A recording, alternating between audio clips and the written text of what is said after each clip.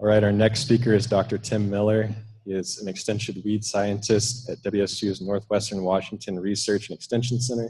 He conducts trials on improving weed management in Western Washington crops. This talk will be herbicide testing in red raspberry. Thanks, Sean. How are we doing out here? Is it a good day? Hey, you are so close to your credit, really, really close. I'm gonna talk about herbicides, and many of the herbicides are gonna be different than the one that Bev was just talking about, all those insecticides. How many got all those and ready to spit them back, right? I got bifenthrin, I think was the only one that I could do. Bev, you did a fantastic job. I don't know how you keep up with this stuff. From the sublime to the ridiculous, we're gonna talk about herbicides now. And I want to talk in particular about a couple of trials, and I'm going to go, and I see what time it is. Don't worry, don't worry. We'll get you done right on schedule because I have lots of escape hatches here. So I'm going to go until the time, and so however many slides that is, we'll see how far. I want to talk first of all about a baby raspberry trial that we had going on. So we got some nice plugs and tried to kill them essentially. And then I also want to visit with you briefly. Hopefully we'll have some time to talk about the cane burning effects trial that I worked on with Dr. Lisa DeVetter and Dr. Joan Davenport.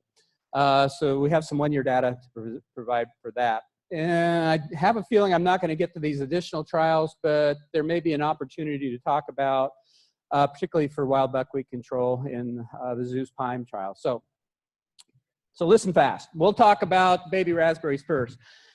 I got the grant from the Washington Red Raspberry Commission to look at what are the opportunities to maybe expand some labels on some of these herbicides that we have available for established raspberries and see if we could maybe get the same product registered for use in plugs. So I got these plugs from Northwest Plant, and Julie gave me some really, really nice plugs. These were nice plants. And I put them out there, and immediately after transplanting, sprayed them with herbicides. So this is, yeah, this is fun. You got to at least love weed science. The idea here is how resistant are these plants to over-the-top applications of herbicide. So some of them, as you'll see, did quite well. Some of them maybe not so well. We also kept track of weed control. Overall, what the raspberry injury was, and mid-season we're going to get another one here shortly, what the cane length of these resulting plants were after the applications. We'll maintain this trial into next spring, so we're going to reapply the herbicides in the springtime prior to dormancy breakage, and see whether we what type of differences we're going to see as far as the level of injury that we might have from these products. Now, on the weed side of things, these are pretty much our standard winter annuals that we have in almost all of our plots. Because we're planting in the springtime, we were dealing pretty heavy population of lady's thumb on station. Common chickweed, shepherd's purse, and henbit are also really common in our area. These three on the lower are particularly problematic in the wintertime.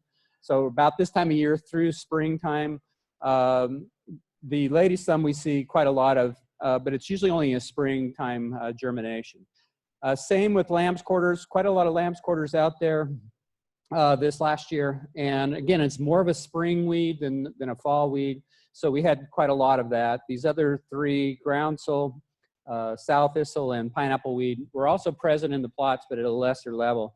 I should mention that I also had one other weed fairly common for us this last year, and that was Powell amaranth or pigweed. Quite a bit of it in the plots, but it wasn't enough to really gauge information. So when you see the weed control numbers, it's going to be based on pretty much these 8 species that I just showed you. So let's look injury. The overall idea of this graph, first of all, is percent injury. So big bars are not good things in this case. We don't like to see the big bars because this is an indication that we injured those plants. We transplanted in May, and so by June, here's what we were seeing as far as leaf injury was concerned. The different herbicides that I was testing are here. You'll notice there's a Chateau L, a Chateau H. It's a low rate and a high rate. Remember, these were post-transplant. So we put the plugs out in the field, sprayed over the top. And you can see here, the three that really kind of injured those plugs were Chateau at both rates of Chateau, and then also the Fierce. Fierce is a combination treatment that has the active ingredient in Chateau, as well as the second ingredient that is more active on grasses and some things like that. So overall, if you look at these three, these are the ones that statistically anyway, we saw a much higher level of burn about a month after the applications. The rest of them, if you look at this green bar, this is the hand weeded. So any number that we have in here was not based on injury from the herbicide, but it was more of a transplant shock, if you want to think of it that way. So we were somewhere between 25 and 30% transplant shock. So you can see that many of these other ones, if it has a C in it, BC or just plain C, that means statistically no more injury than we saw with the hand weeded. And notice there's a lot of products that seem to fall into this, even applied over the top of these plugs. How we do on survival? We planted 3 of each of these 4 cultivars into the plots, and what we were seeing essentially was that almost all of them survived, with the exception Chateau at low and high rates, and that Fierce again. So the ones that showed us the greatest level of injury were also the ones that reduced the population in the plot. Now these are averaged across all 4 cultivars. I do have some information on cultivars, and I'll talk about that in just a second. If we look at cane length, pretty much the same thing that we saw with injury. This was measured in September. This is in centimeters, so 100 centimeters is about, what is that, 3 feet? Something like that. So about 3 feet is our growth as an average cane on all 4 cultivars. Notice again, the only ones that really are standing out as being injurious are the two rates of Chateau and Fierce. Potentially, we had a little bit going on with the matrix. So keep this in mind, that we didn't see the injury early, but we did see a bit of a decline as far as the total length of these of the canes in September. Finally, if we look at weed control in September, what we were seeing, September's a long way from the time of the application in May, so we did no other herbicides, and the only ones that got hand weeded were the checks. So we're looking at essentially what grew up over the course of those 4 months. And what did we see? Well, Zeus was the one that was really not hanging in there at the rates that we were testing. Interestingly, the ones that did really well as far as injury, it was pretty hot stuff, actually did a better job of weed control on these species. So these herbicides seem to work really well. The other ones that worked well were the matrix again, although we did see a little shortening of those canes, as well as Sandia, which is a related product to matrix. These are both sulfonylureas, both did a pretty good job. You'll notice also that the A's go all the way down to 50%, which is an indication we had a lot of variability in the weed data. So statistically, we can't say that this treatment with simazine was any worse than this treatment with Fierce, even though we're dealing with 88% versus 50%, okay? So statistically, no big differences there, except when we get down here, and these are the ones that just didn't seem to last long enough. I was a little surprised by the Zeus not lasting as well as it did, and Devernal was about what I would expect. Usually we see some Devernal running out toward the end of the summer, and Prowl, kind of the same thing. Most of what we deal with Prowl was one species, common groundsel. If you want common groundsel, just use Prowl by itself. That pretty much guarantees it. Looking at the cultivars. Now I mentioned that we had 4 cultivars. Cascade Harvest was one set of the plugs. Meeker, Squamish, and Wakefield were the 4 types that we got. And we planted these out, and as I said, sprayed right over the top. So this is about 1 month after the application. And interestingly, what I was seeing here is that that the level of injury, as far as defoliation was concerned, we saw the bulk of the injury with Cascade Harvest and Wakefield. The one that really surprised me, frankly, I was expecting to see half of the leaves fall off, so this was not a big surprise, particularly when you deal with those Chateaus and things. But the Meeker really held up quite well.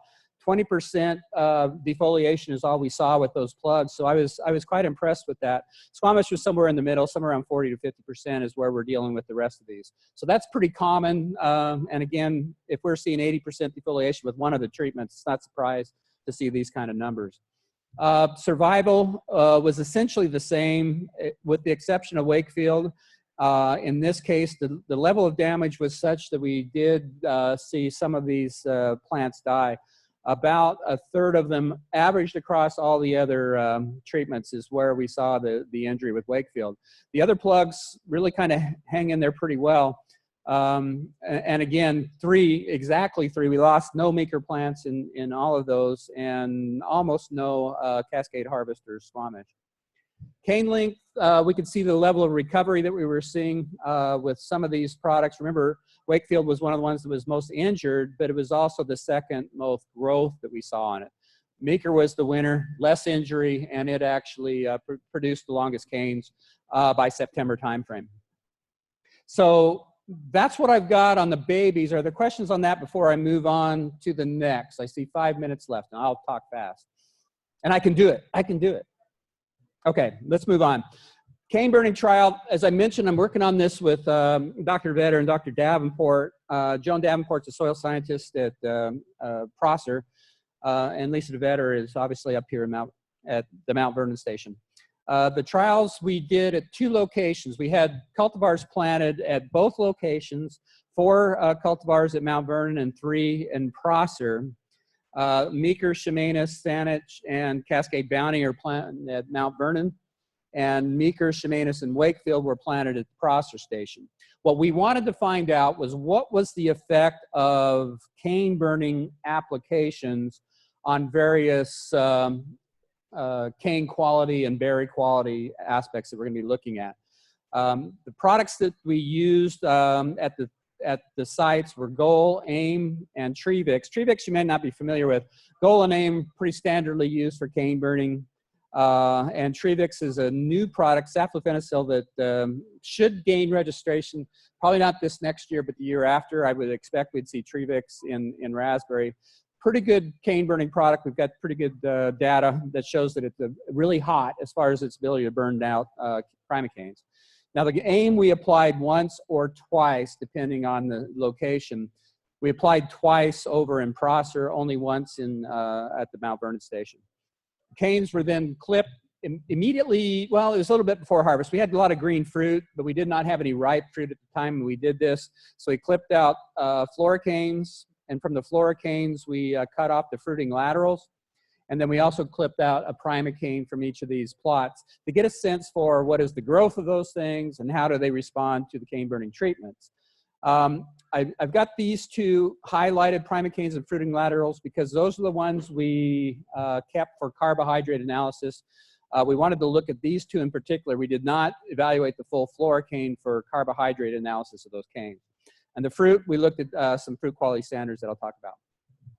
So if we look strictly at cultivars, and this is averaged across locations, so if we took basically the 4 cultivars in Mount Vernon and the 3 cultivars in Prosser, here's what we got as far as grams per cane, Primocane biomass. This is dry biomass, so when we clipped them out there in June, Wakefield was the heaviest of all these primocanes. So the most growth is associated with Wakefield. Notice the other 4 cultivars are all within statistical difference of each other. So somewhere between 20 and 30 grams per cane. So Wakefield definitely had the biggest primocanes.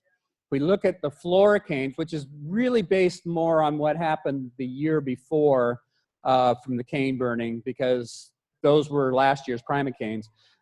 We see the Cascade Bounty and Saanich were the ones that had the largest floricanes.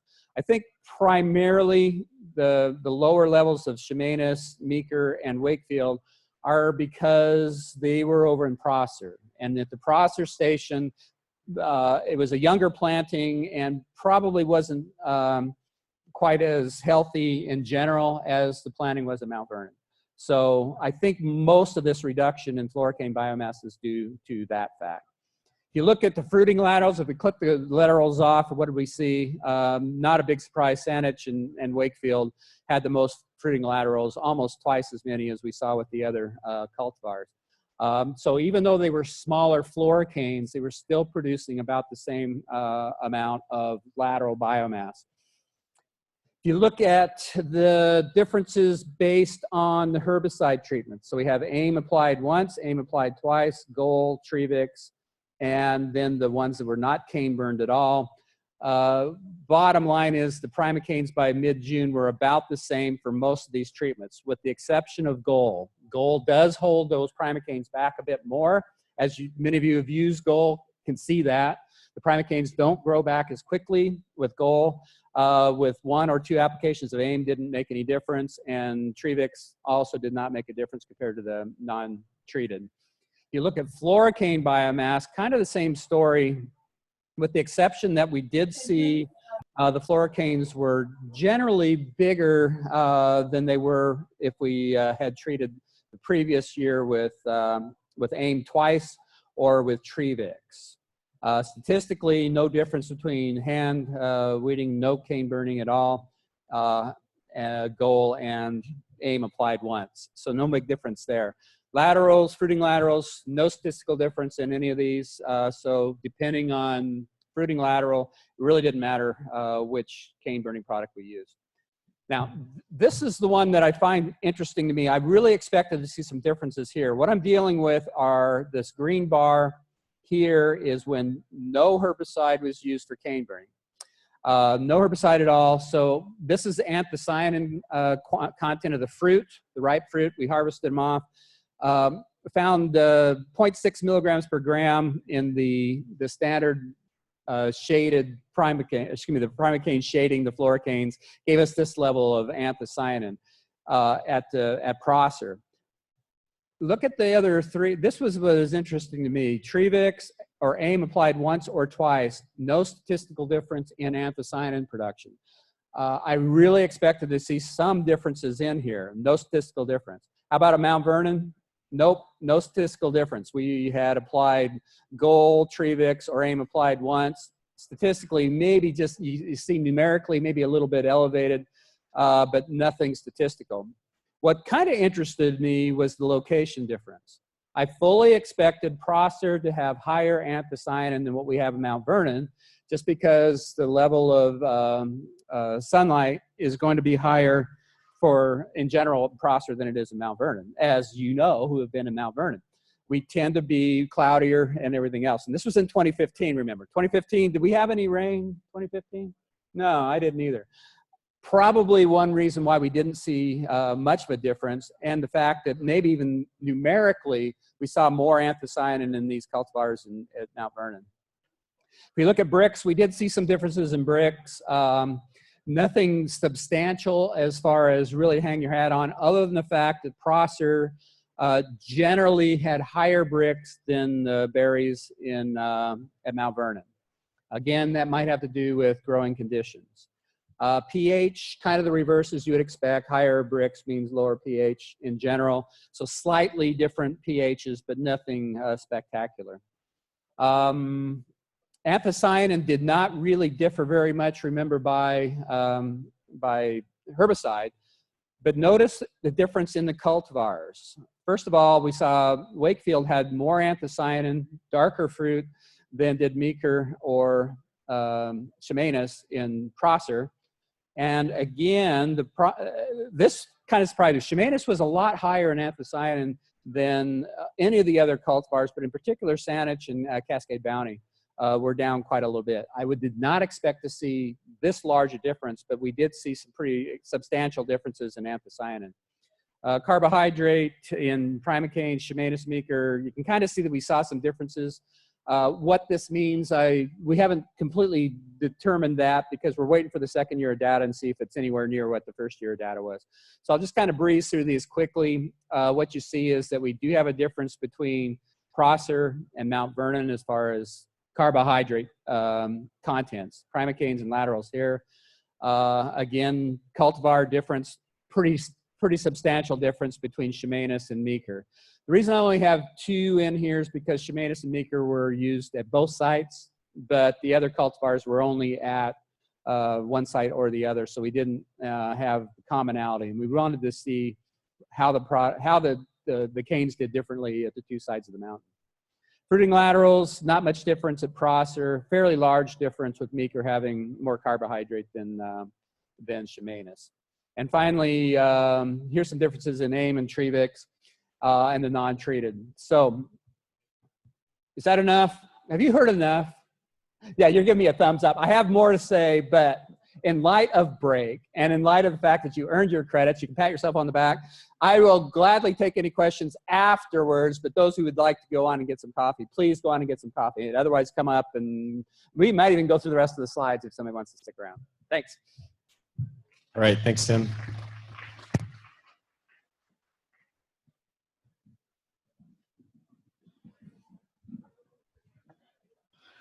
All right, everybody that's done a survey can put them over there on the table on the right side. And pesticide credits are also there on the table. So for those who want to stick around